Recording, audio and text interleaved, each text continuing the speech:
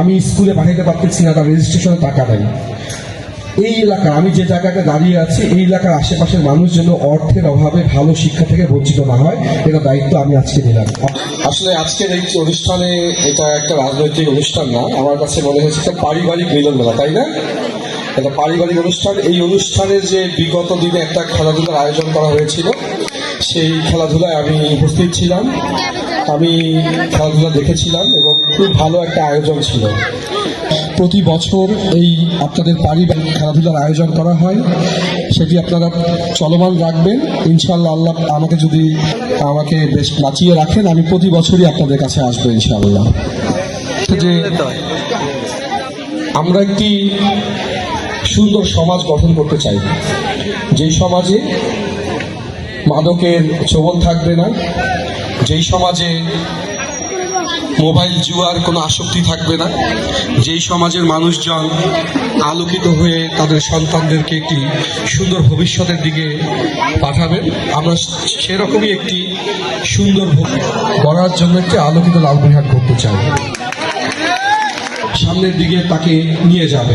আপনি যদি তাকে সুসন্তান হিসাবে গড়ে ওঠান, তাহলে কি করবে? সে একজন জাতির জন্য সূর্য সন্তান হিসাবে নিজেকে গড়ে তুলবে।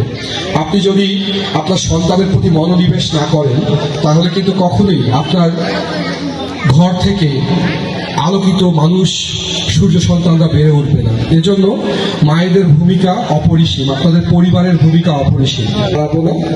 আপনাদের আজকে কিছু কথা দিয়ে যেতে চাই। আমি কোনো রাজনৈতিক ব্যক্তিত্ব না, আমি কোনো ভোট চাইতেও আসিনি, কোনো কিছুর জন্য আসিনি। আমি আপনাদের এলাকার সন্তান হিসেবে এখানে আসছি। আমার ভালো লাগার জায়গা, আমার পৈতৃক জায়গায় হচ্ছে খুঁটামারা। আপনারা জানেন কিনা জানি না, লাইন পার, বাংলাসাগর পার হয়ে আমার দাদার বাড়ি। তো এই জায়গার অঞ্চলের মানুষের প্রতি একটা আলাদা টান থাকে।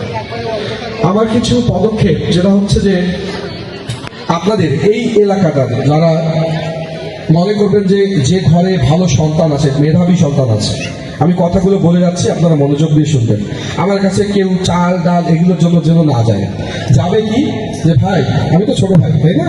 কারো বড় ভাই, কারো সন্তান, ভাতিজা, যে আমার ছেলেটা পড়াশোনা করতে চায়, আমি তাকে ভালো বিশ্ববিদ্যালয়ে পড়াইতে চাই, আমি স্কুলে পাঠাইতে পারতেছি না, তার রেজিস্ট্রেশনে টাকা নেই।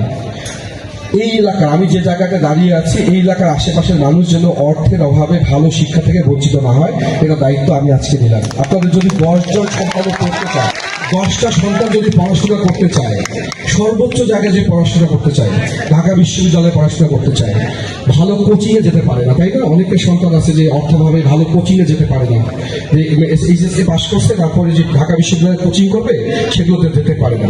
আপনাদের যদি এই ধরনের কোনো সুসন্তান থাকে, যাদের পড়াশোনার প্রতি অনেক ইচ্ছা, শুধুমাত্র একটু অর্থের কারণে ভালো পড়াশোনা করতে পারে না, আলামিনরা আছে, এদের মাধ্যমে আমার কাছে যোগাযোগ করবেন। ইনশাআল্লাহ আমি শতভাগ আপনাদের পাশে রাখবো, আপনার সন্তানের পাশে থাকবো। এটা হচ্ছে এক কথা। দৈনিক আজকের বাংলা .net